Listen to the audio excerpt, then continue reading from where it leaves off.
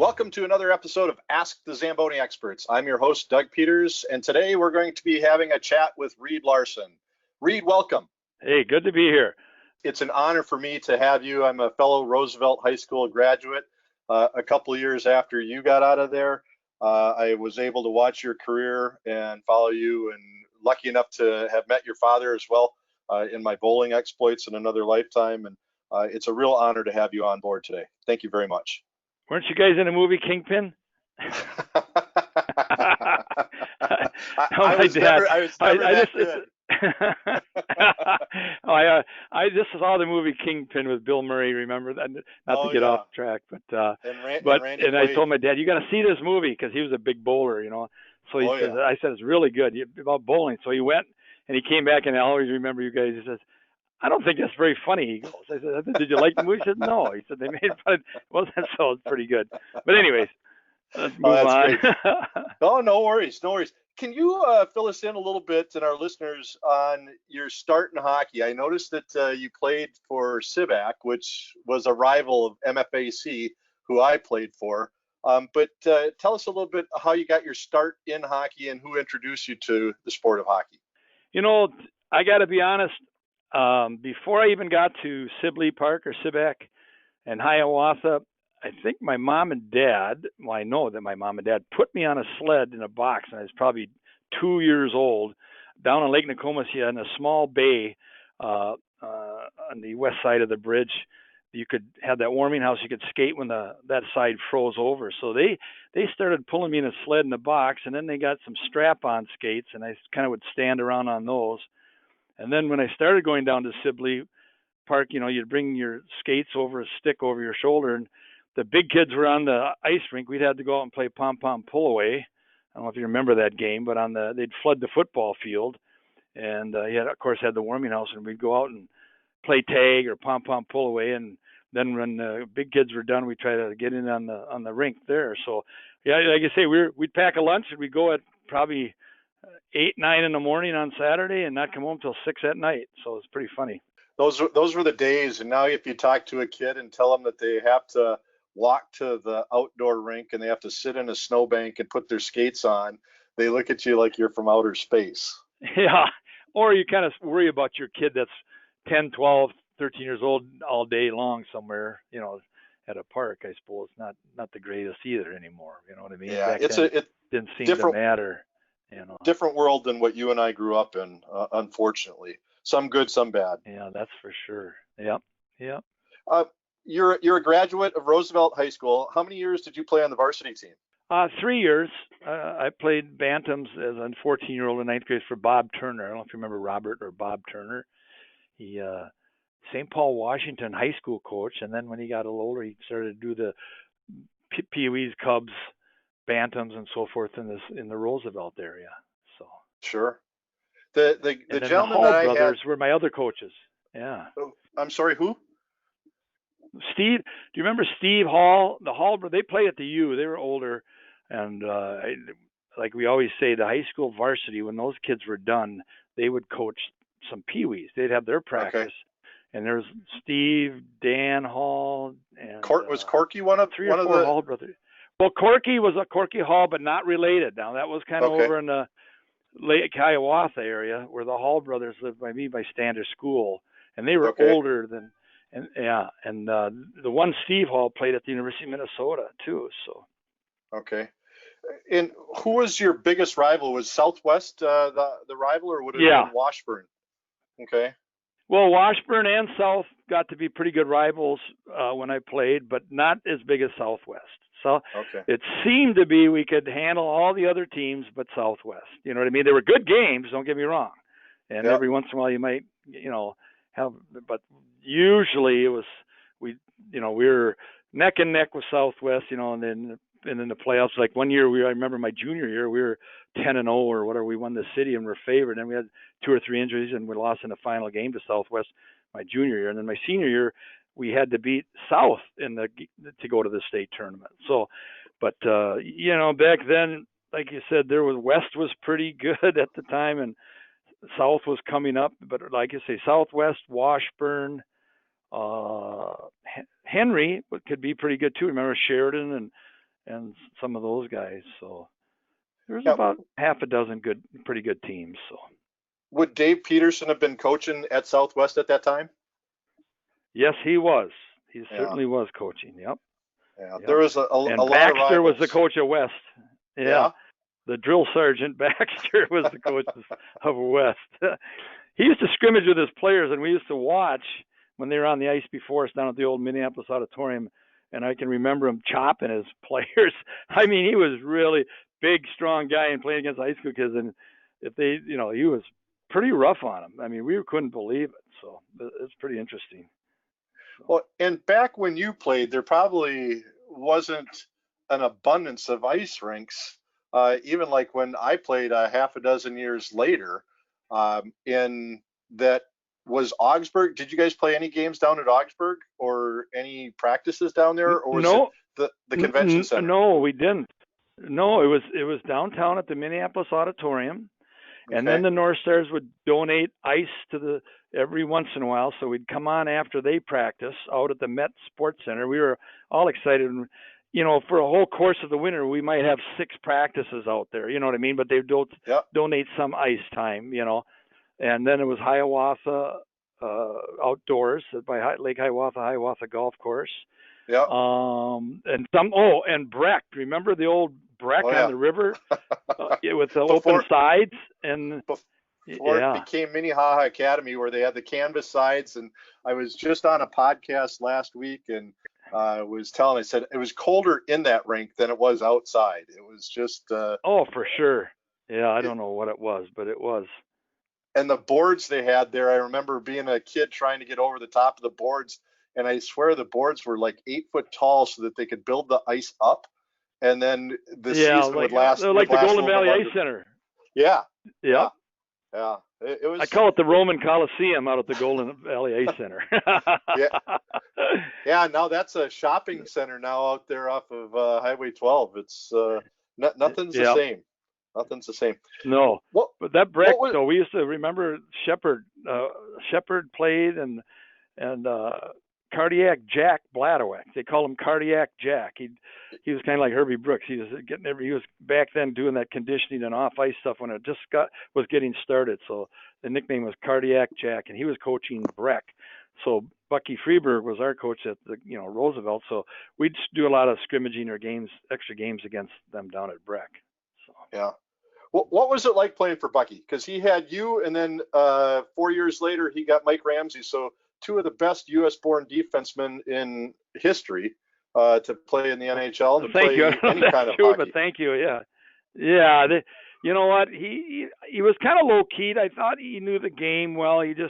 I don't know if he was. I mean, he was a great coach for me. I think we had a few guys that would get off track a little bit as far as discipline for off ice activities.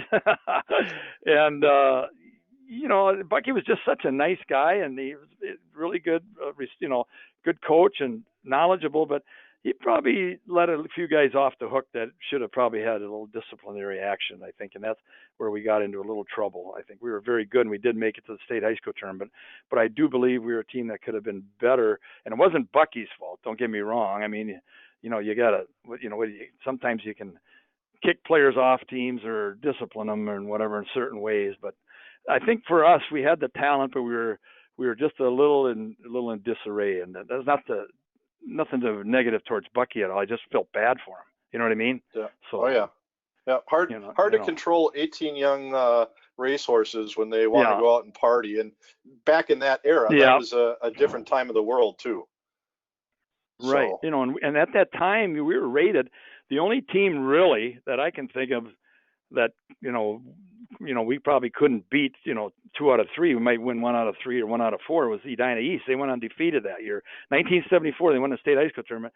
Willard, of course, was a college coach in high school. I think there was a couple of guys like that, like Gus Hendrickson up in Grand Rapids at the time. But that team was pretty loaded, pretty well coached, loaded, very disciplined, and, did a great job. So that we lost 3-1 out of Braemar, but after that, I don't know if there's anybody else that we couldn't beat, in the state. So.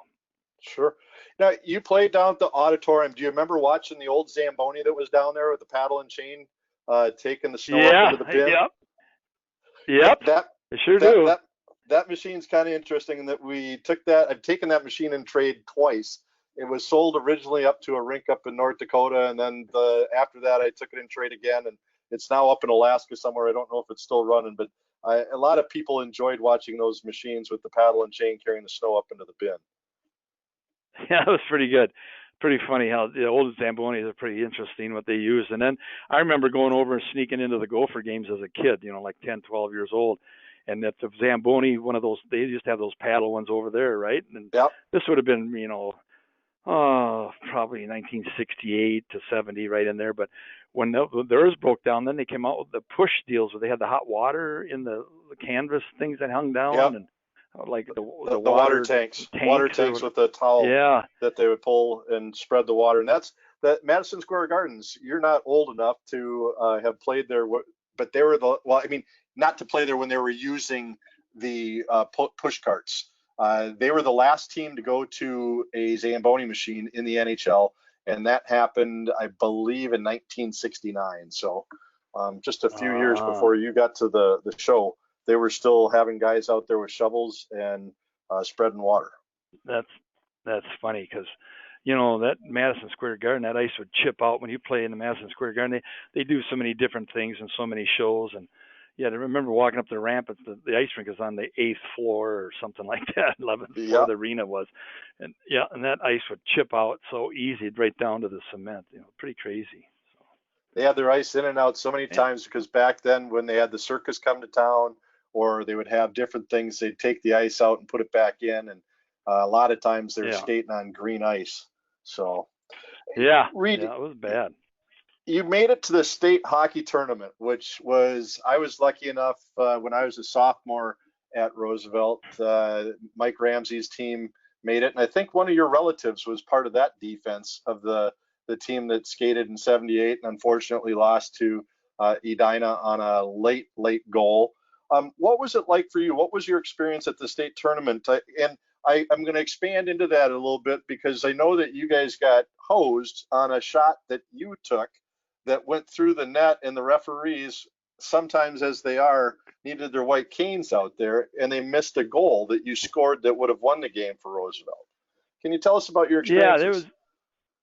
We were, it's funny because we, finally got to the state tournament, and we got lined up with Grand Rapids the first game, and they were a younger team because they actually won the state high school tournament the next year, and so we played them in the first round, and I remember it was into overtime. But during the game, I came across the blue line shot, one from the blue line, and I can't remember if it went through the net or if they called it offsides, and it wasn't. I can't exactly remember, but anyways, we had to go into overtime, and they won on a face-off drawback, and it was just one of those shots. And I think that we outshot them like 42-17 or something like that. But they were a very good team with a good goalie. And then I think Jetlin or whatever was in nets. And then the next year they actually won the state tournament. So pretty cool. Yeah.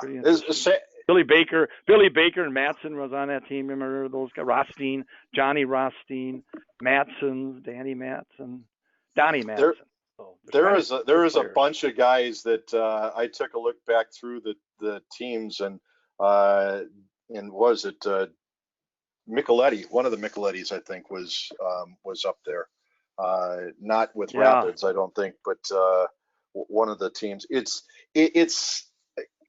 back then, and it's kind of hard to explain to people who not necessarily Minnesota hockey fans, but the state high school hockey tournament was incredible. And Eichela had one of his kids on the Edina team. Craig Norwich played on that team. And I wanted to ask you, is Dave Finks, was that the son of Jim Finks, who was the former Viking executive? Okay. Edina High School, had Nyrop, Bill Nyrop that played for Montreal. He played at Notre Dame, and he died, of course, of cancer. Great guy. And his dad was a big guy with, was it Northwest Airlines at the time or something? Yeah, he was a pilot. Used to fly the team around. Yeah. Pretty interesting. Yeah. And then they had Finks. And Eichela was, a great coach. So, I mean, what a factory. And now, Kurt Giles has done a great job too. So. Oh, yeah. Well, they had a kid on there. Quite an area.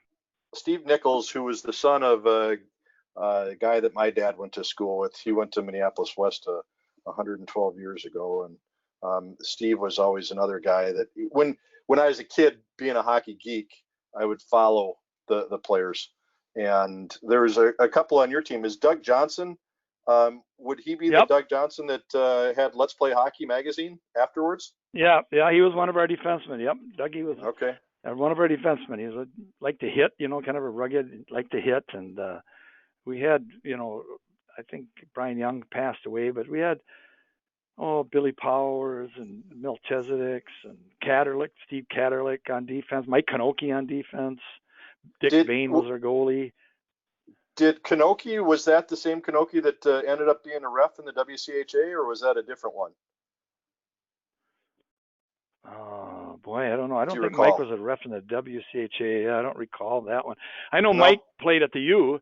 He played at Colorado College with Mike Riley, and then they transferred over to the U and finished off there with Buto was the coach.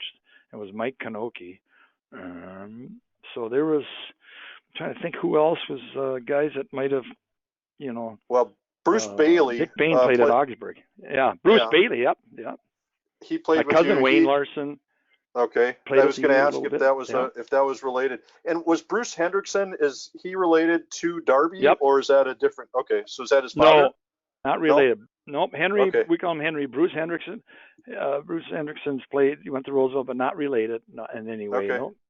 And so it was Randy Pedic, Bruce Hendrickson. I mean, we had kind of grown up. The good thing is it's one of those deals like Edina where you've kind of grown up since Bantams and so forth. So all together, Pee Wees, Bantams, in high school. I don't know how often that happens anymore, but it helps. It doesn't, and that's the thing. I've got a nephew who's got a son who's a pretty good hockey player in Roseville, and he's been off at Minnesota Made over in Edina playing for them, and he's gone to Russia and he's gone to Canada. And I just tell him, I go, look, you get one chance to grow up, and you'll always have your friends all from high school. Most of those guys, if you play sports, you'll stay together, and that's something you can't put a price tag on, in my opinion. But right.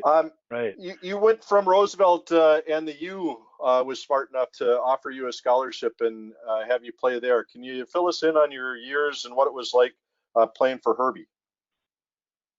Yeah, we all kind of lived for the Gophers. I mean, there was other schools that were interested, and I very thankful for that and respectful.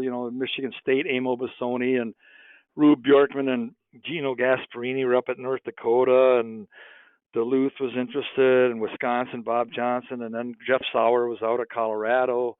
Notre Dame coach, I can't remember who was coaching Notre Dame at the time, but there was some good spots that would have been fine to go to. But when you get that letter with the raised gold M on it, and Herbie was coaching, and you kind of grow up watching the Gophers.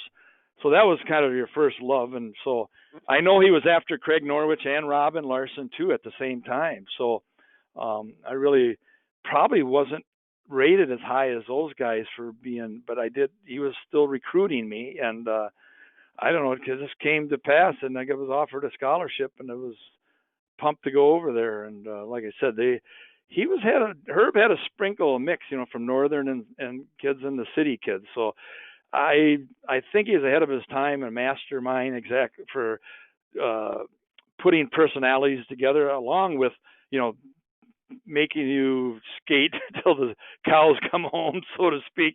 You're in the best shape. I was probably in the best shape of my life playing for Herbie Brooks, and he was a great motivator, playing for your school and your state and your town and so forth. And I just think he was mixing in a little European flavor at the time from the Russians and Europe, Sweden, and so forth, where you just didn't dump it in a chase. You kind of puck possession was a big thing, and regroup. He didn't holler at you if you didn't dump it in, and you wanted to regroup and come at him again, where a lot of coaches, were pretty old-fashioned that way. So I think he was just on the word, the cusp, I want to say, of that European mix with North America. We were still physical and played hard, but there was several days he'd set aside for practice where it was a lot of 3-on-3, 4-on-4 power play and specialty unit that maybe him and maybe I'll say Bob Johnson is loved the power play, work on that too. But he had a lot of different coaching techniques. And the other thing was, I think a lot of coaches, when you got to your college level, figured that you really couldn't work on your skating.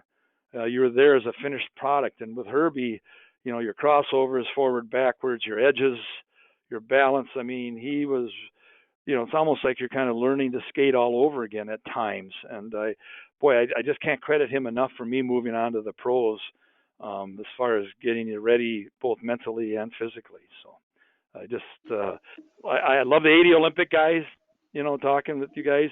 The 80 gold medal team was the young guys. Boys against men when they won the gold was incredible. And all of them were great players and had great careers, but they wouldn't have done it without Herbie. He took a different approach. So to me, Reed, that was the greatest event in my lifetime, and it's something that any chance I get to have a discussion about that with our fellow workers, they know it's coming when I bring that up. Now, well, I hope I'm not jumping ahead, but I just wanted to say not at all. Yeah. It's great. I just wanted to say one thing was what Herbie did different from just about all the other Olympic coaches is he didn't take 3 months or 4 months and just throw the team together and play some games against same level teams or competition that was maybe same or below. His team for a whole year traveled and played anybody older, better that would play them.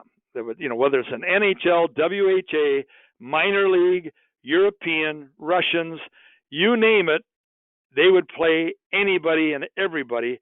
It's like, can we play you? You know what I mean? And he didn't care. It wasn't about what the score was at the time or the outcome. Of course they, coached and played to win. Of course you do. But what I'm saying is they took a beating. They were together for a whole year, and they paid the price, and they worked hard. He put them through unbelievable times. And I bet you, when you're talking to me about just my short time playing for him at the U, 2.5 years, I can tell you lots of stories that he did that where most of them were good, or you look back and it's kind of like your dad, but and he's kind of disciplined you. At the time you're not too happy with it, but later you look back and say, yeah, that was a good right thing to do. And with Herbie, it's the same thing. It's he took putty or whatever, Play-Doh, and molded it, and we looked like a bunch of pirates, our national title team over at the Mariucci Arena. And of course, the guys for the Olympics, I mean, that's when you look at their age and at the time, and I love them dearly. And Davey Christian and Neil Broughton and Pavlich and Billy Baker and Mike Ramsey and the big guy, defenseman for the Islanders, Kenny Morrow. His name's Kenny Morrow, and Mark Johnson. I mean, you can go on and on and on. And Davey Christian, who grew up playing forward and played forward in the NHL, he played defense against those Russians in the Olympic tournament. I mean, how many guys do that? So there's a lot of great stories. But like again, Herbie deserves a lot of that credit. So I was lucky enough to have met him on multiple occasions. I was lucky enough to watch that team at the Met through my dad's connections when he had already left the Met, but we went and saw a bunch of the games when they were playing the Central Hockey League teams, and had Herbie as a hockey instructor at a couple of hockey camps. One of them was the Kenyackle hockey camp down in at Shattuck and Faribault. So I looked at him, and he was a master psychologist. And I was just talking about it yesterday with my stepdaughter, who's a soccer coach, and she's a very talented young lady.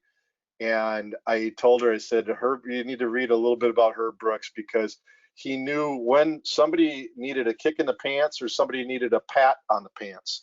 And he just knew what button it took to push to get them to be the best. And it's great to hear your take on it, on what he was like as a college coach, because it's a different, back then it was a different era, obviously, but what he could do and what he got you to do, and maybe attention to detail like John Wooden, I think. I don't know if that's a good analogy or not, but maybe it is. And It was great. Yeah, He was a was very great successful. basketball UCLA guy. Yeah, Yeah, yeah. yeah, So were very you on the interesting. team then in '76 that won the title?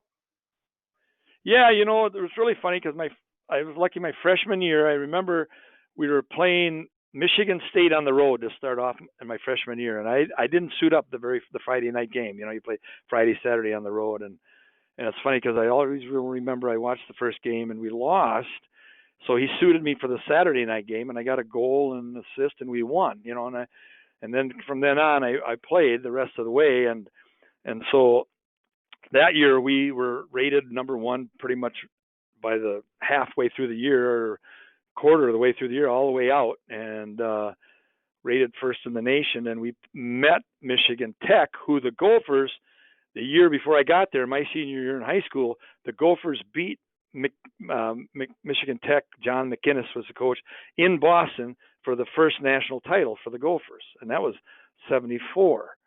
Then '75, when we met in St. Louis, we lost to Michigan Tech. That was my freshman year when we were rated first all year, and we beat Harvard. We had Russ Anderson and Paul Holmgren, and we had a bunch of guys, but Les Auger and so forth. Joey Micheletti, Vanelli, Fippen, I'm trying to think of all the rest of them, Buzzy Schneider, Mike Polich. Yeah, we lost to Tech down there, and Steve Jensen was playing for Tech, and Paul Jensen, and anyways, then my sophomore year, who do we meet for the third year in a row out in Denver? Michigan Tech. We had that Michigan State game in Michigan State. They won the league. It was triple overtime, and on a Saturday, it was a 2-game total goal series. And on Saturday, the game started at 1 p.m. and ended at about 7:45 or something like that at night. It's pretty funny. But we ended up meeting Michigan Tech again in the final game, and we beat them. So I would say 74, 75, 76. Yeah. 3 years in a row was Minnesota, Michigan Tech final for the national championship.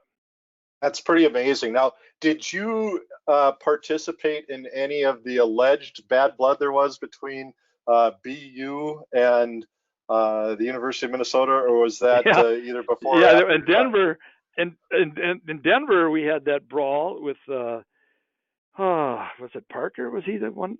Out in Denver, we had a brawl where like Jimmy Boo and Russ Anderson were kicked out, and our trainer was going at it with their trainer, and the benches were going at it, and kind of had a melee or whatever you call it out there, and in Denver a disagreement of sorts. Yeah, disagreement. That was the semi-final game, of course, of the first game. There's 4 teams out there, and I believe it was Brown, Boston U, Michigan Tech, and us. I think that's who it was. Yeah. And, in the book that Mike do Ruzioni... you remember Billy Gilligan? Do you remember the name Billy Gilligan or something like that? I don't remember that name. I don't remember that name. I think it was Brown. I want to say Brown was the other school. He was a great player. He was kind of a one-man team. That guy was amazing. But anyways, so I think Tech beat them, and then we beat BU, and then we met in the final game. So pretty interesting. Yeah. That's awesome, and it's like The Making of a Miracle is a book that Ruzioni did, and I've been lucky enough to meet him on a couple occasions. And you want to get his blood boiling, all you have to do is say, "So what's it like to lose to the Midwest boys all the time?" And he's still yeah, he doesn't like. With Herbie, I would have liked to have known, because he won another. No, he won 3 in a row. He won 3. Well, 2 out of 3 there, and then he won one with Broughton and those guys. Was that 78? Yeah, 79. It was 74, 76, 79. Or 79. Yeah. That's what it was. Okay. But I just wonder, if he would have kept going. He went to the Olympics and won the gold, of course, and that's better. But he had it pretty locked in there. It would have been tough to knock him, because there's a lot of good players coming up too, and we started losing some to other schools, obviously, but just would have been an interesting scenario if he stayed there another 20 years. How many years did he end up coaching at the U? 7 years, or I don't know what year he came on board, but he was there. His last year was 79 when he won the title, and then they won again 2002, Yeah. 2003 wasn't. That was the next time. And they had Doug Woog as a coach, and being a Minnesota guy, was like going, man, they had other coaches that had better records than Woog and the talent he had, but he went for a different style of player. He went for the small, fast guys, and I'm not sure that was during that era worked out real well, and it was great to see. Yeah, and I think I got to do the radio or TV in 1996 for the Gophers. I was just kind of done now with Europe, and I came back, and I think it was TV, but I loved the 1996 Gophers. If I have it right, it would be like Brian Bonnen and Rasmussen and Crowley and Treble and Hankinson's, Kraft, Ryan Kraft. Boy, I don't know if I've ever seen, even though they didn't win, they beat Michigan handily in a Thanksgiving thing in Milwaukee, and they lost to them in the final game or semifinal game in the national tournament. But that was, to me, the best Gopher hockey team I had ever seen, talent-wise, skill-wise. And they were hands down the best team in the nation. And I don't know why they didn't win it or what happened, but I felt bad for them. But geez, they were good. They were amazing. When you get to a one and done, it's Yeah, anything can happen. Yeah, yep. You're right. Anything can happen. So, yeah. Well, let's go into your NHL career for a bit. You were drafted in what would be now the first round, but you were a second round pick. I'm very disappointed when I looked at this and saw that the North Stars had a chance to take you and they didn't. And the team that probably should be kicking themselves the most would be the Montreal Canadiens, because they had multiple opportunities to take you and they didn't. Yeah. And you ended up going to Detroit with the 22nd overall pick, one behind a Steve Klippingdale, who the Los Angeles Kings took. And you had quite the career. What was it like when you got drafted into the show? Well, it's very interesting because I was playing for Herbie, you're 18, 19 years old, and Ron Caron was scouting for Montreal. I think he went to St. Louis Blues later. But the two teams that I thought I'd be drafted by and that were always talking to me, or the coach, Herbie Brooks, about me, was Montreal and Chicago Blackhawks. But they had a golden rule, Doug, where they would not take an American college player until he had played 4 years at the university level. They believe that since they didn't play juniors and play a 60-70 game schedule, and when we played a 40 game schedule, you know what I mean? They had some other players before me, American college players like Nyrop and some of these other players that had gone into the pros, but they were after they had played 4 years. They were essentially 22-year-old NHL rookies, not 20-year-old. Okay. And so sure. also during my junior year, or my sophomore year, I got cross-checked in the back. I hit a guy against the boards. Guy came in, charged me, and cross-checked me in the lower back and cracked a couple of vertebrae. And I don't know if they let you even play nowadays, but they would lace me up with like a corset or a girdle with metal braces on the back while I healed. You couldn't really set it in a cast. So third and fourth lumbar were cracked. Dr. Nagabods, the University of Minnesota doctor, did the x-rays, and they had specialists looking at it. So I played when the year we won it. I had to lace up with a girdle the whole year, and I was playing in some pain and discomfort, and it was not easy, but that got out. And that's when I dropped from the first round to the second round. I mean, not to make excuses, but I was pretty highly rated in the first round. And when you get a bad back in hockey like that, they kind of drop you like a hot potato.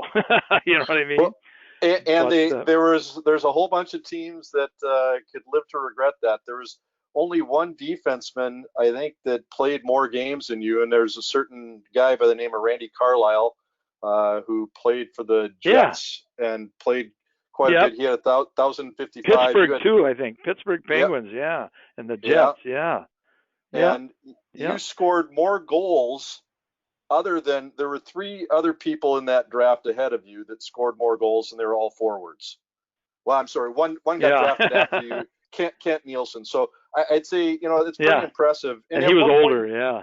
yeah, at one point in time, you were the highest scoring U.S. born defenseman in NHL history until, was it Phil Housley that came along and beat some of your records? Well, Chelios, came along. Housley came along. Brian Leach came along.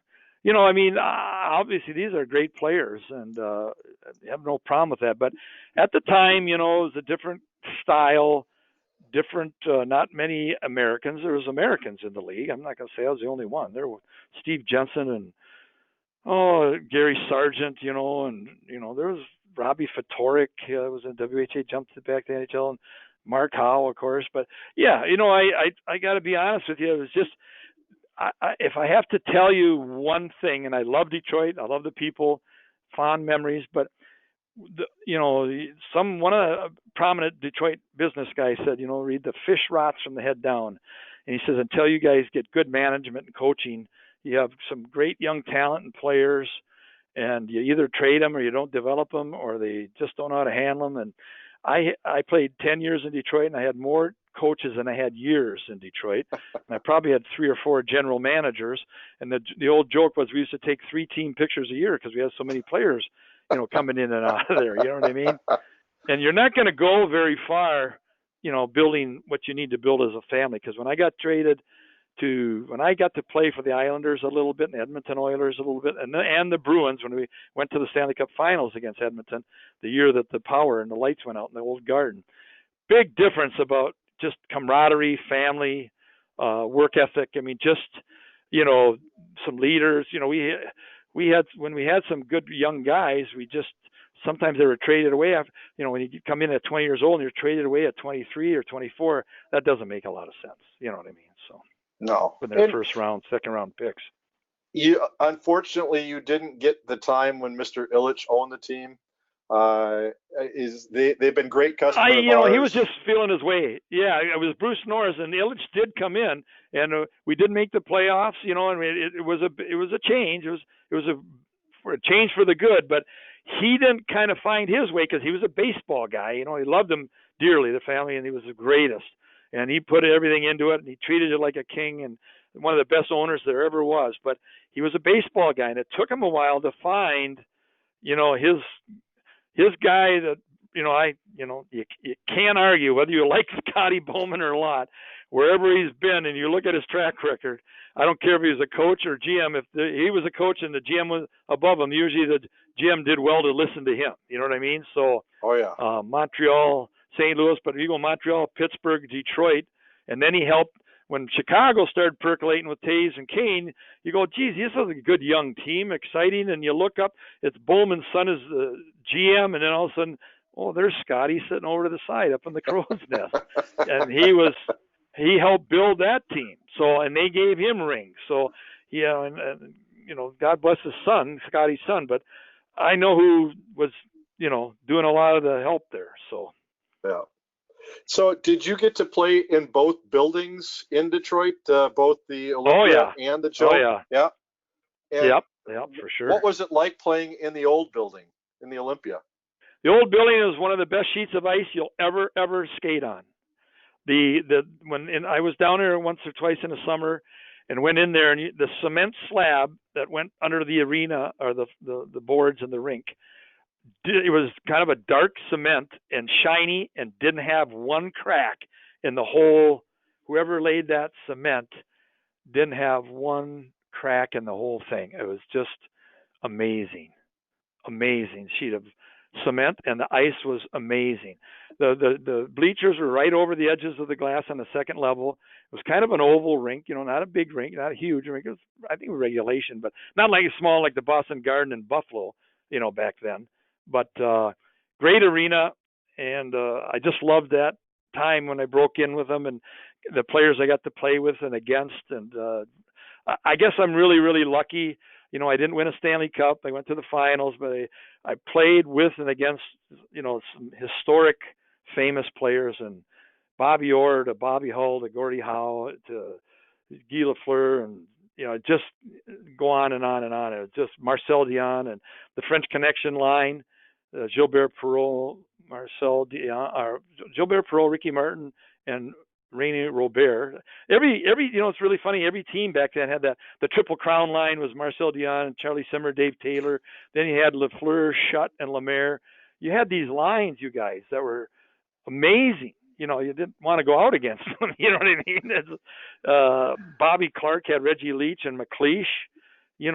Boston had a good one. I think McNabb and Middleton and Barry Peterson or something like maybe. That. And, then you had Darryl Sittler and Tiger Williams and Lanny McDonald on a line. And, it was, Pittsburgh had, I think they had, I'm not even talking Mario Lemieux's line or Gretzky's lines. This is before that even, But then you came in, you had Howard Chuck and his group, and then Lemieux and his wingers, and Gretzky and his wingers. So, I mean, it was pretty amazing.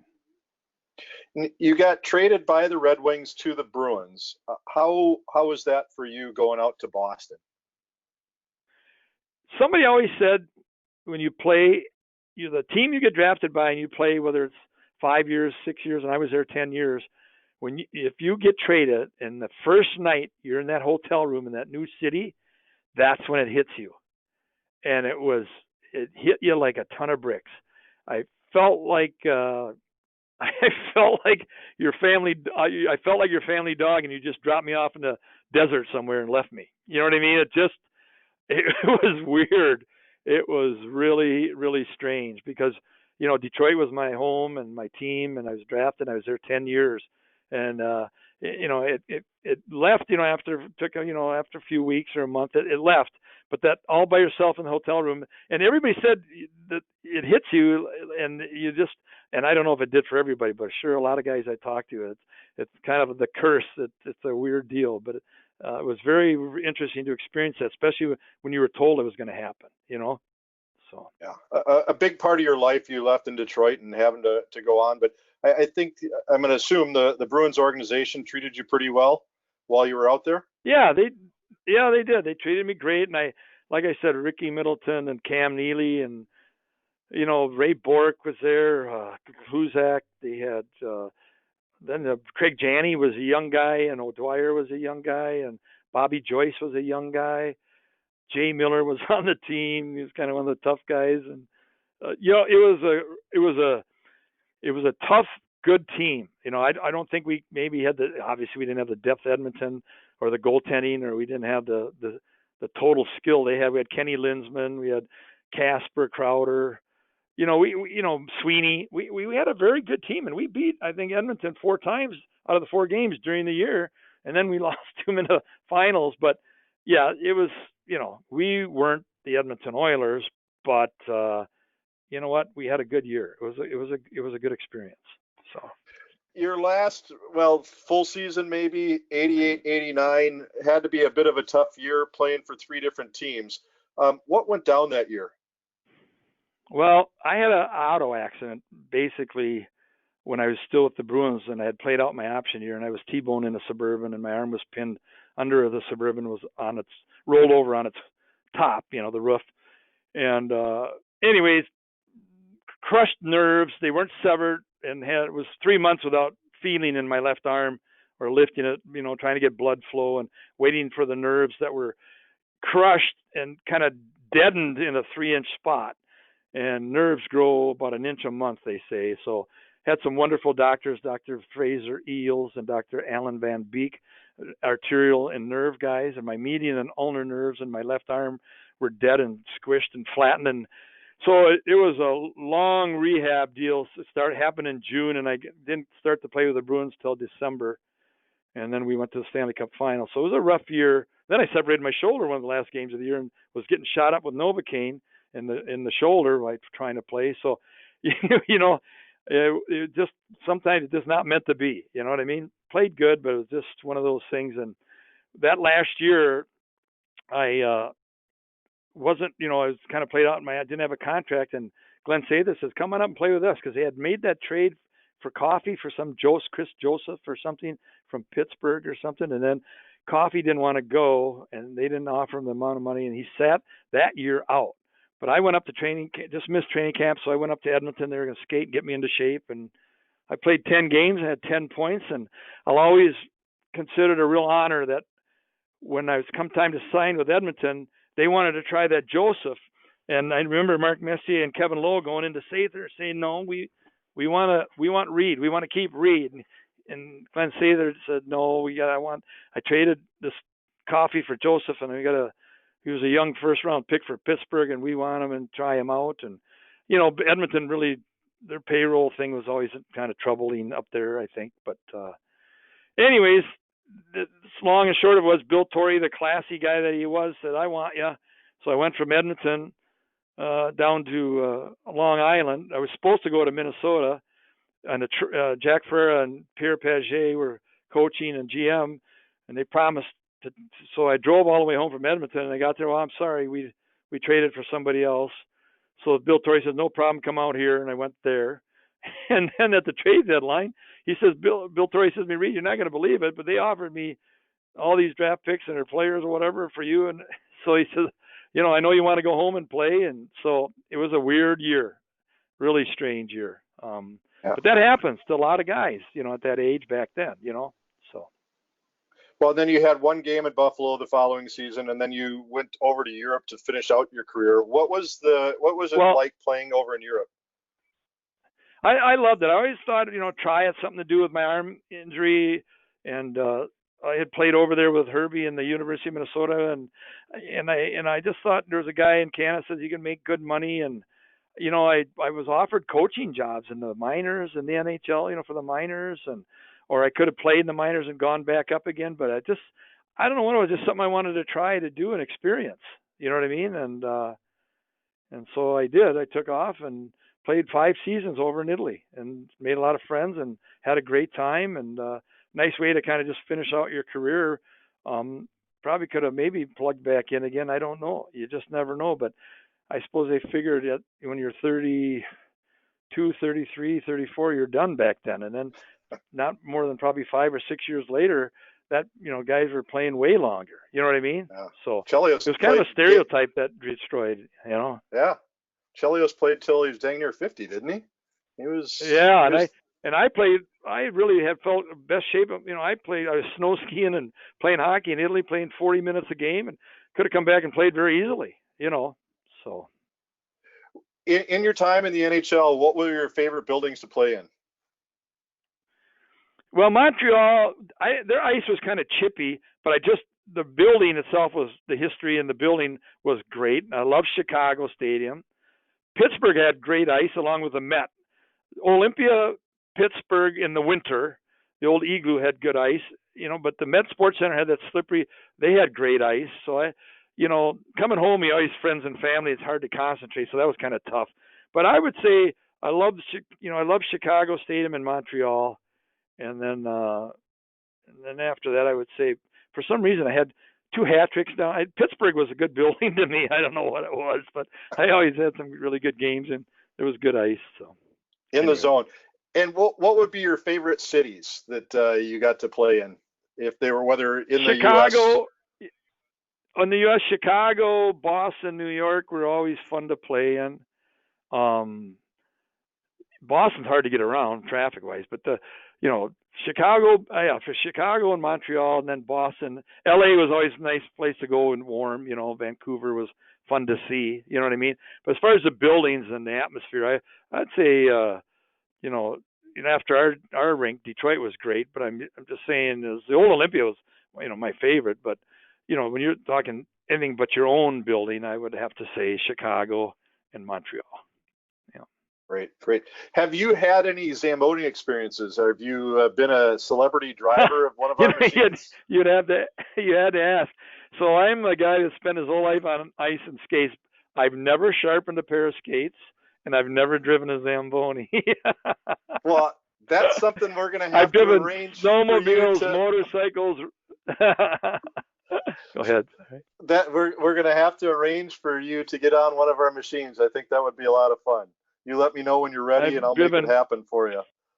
40 and 50-foot yachts and cigarette boats and motorcycles and race cars and snowmobiles and jet skis and boats, ski boats. And we skied all our life. but I've just never driven a Zamboni. I've even drove forklifts and bobcats. You know what I mean? And, Yeah. stuff like that, but not a Zamboni. So. Well, we're gonna have to get you to deal with that. We talked a little bit about your dad. Can you fill us in a little about your family? I was talking to Dennis Hextall, who I didn't realize until I had the chat with him, and we're going to do a podcast with him next week.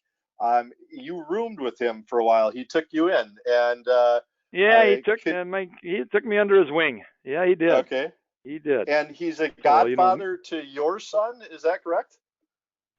Yeah, and I'm a godfather to his son. Okay. And yeah, and then he's got a son named Reed.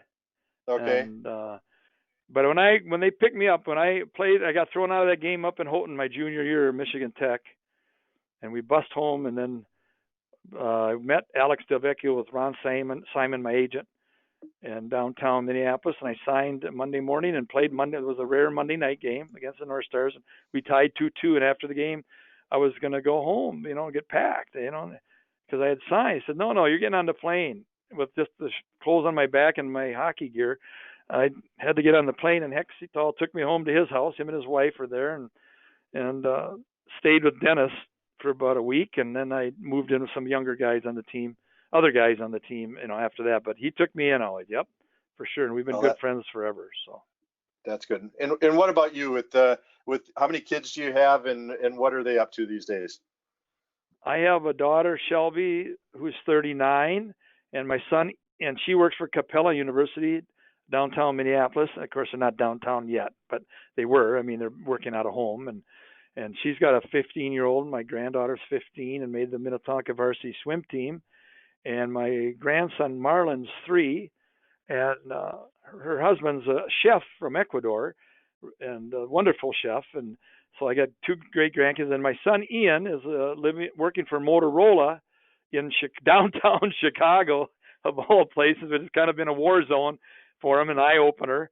But they're handheld radio devices for the firemen and police on 3 or 4 states on East Coast. He's kind of their support, sales and support. So, so that's what they're doing. So they're doing real well, real good. Very, very proud of them. So. Well, that's awesome. And you like to get up and go fishing. I saw that the Brainerd area. What lake are you on that you go up there and fish?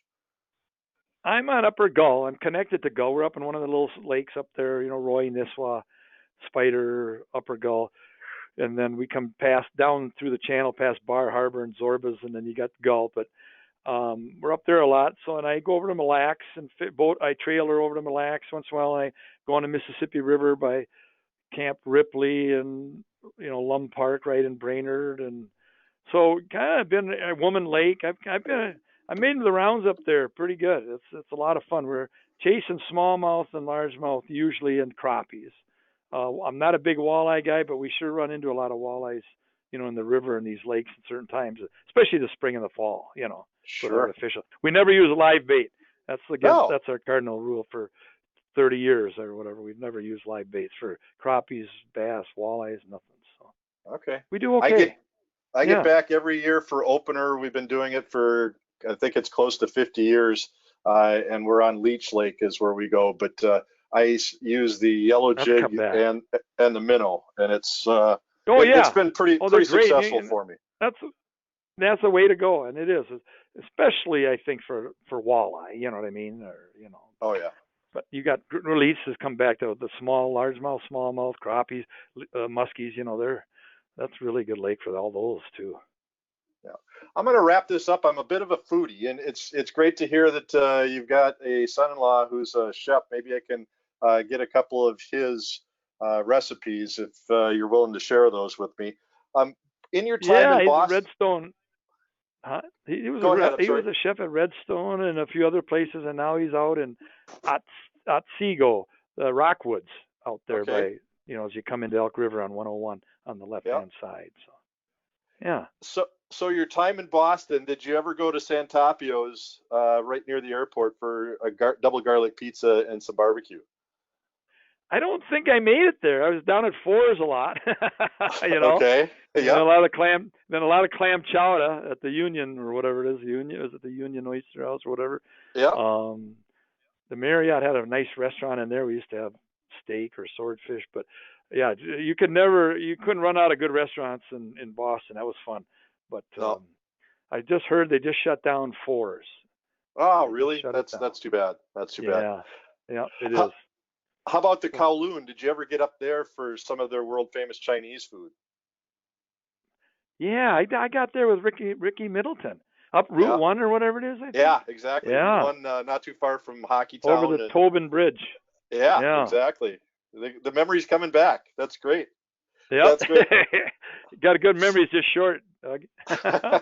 So you being a Minneapolis gentleman, this is the question that you might have been asked before, but where would you go for a Juicy Lucy? Is it Matt's or is it 5.8? For me, it's Matt's. I like 5.8 a lot, but Matt's on Cedar. Well, they're both on Cedar, but Matt's the one down there by, was it 38th, I think. or 4th? 38th. Well, it's actually Yeah. 38th, not 38th. It would be 36th maybe, or 34th. I don't know. But it's closer to Lake Street, Matt's. Yep. Yeah. I would go to Matt's Yeah. for Okay. the original. That's me. Well, there's I think a little bit more grease on their grill than there is at the 5.8, so it probably makes it taste a little bit better. Yeah, it's tighter seating. Yeah. There you go. It's crowded. Well, yeah. Reed, please do me a favor and say hi to your father for me. I remember him. Yep, I will. He's in the VA. As a great gentleman. He's in the VA, and he turned 93 September 3rd. So. Oh, that's awesome. And he's hanging in there. Yeah. That's great. Hanging in there. Well, he's just down the street from my mom. My mom's still over on 53rd and 41st, and I remember your dad. I can picture him sitting on the counter, bar stools up at Skylanes when the senior bowlers would come there and visit. Just a great gentleman, and he raised a great kid in you. And I want to thank you very much for your time today. It's been awesome. Thank you. Thanks, Doug. I appreciate it very much. We want to thank everyone for listening in to another episode of Ask the Zamboni Experts podcast. Have a question for one of our experts or an idea for a future episode, please email your questions or requests to info@zamboni.com. For more info and additional podcast episodes, please visit zamboni.com/podcast or search Ask the Zamboni Experts on Apple Podcasts, Google Podcasts, and Spotify. This is Doug Peters wishing you an ice day.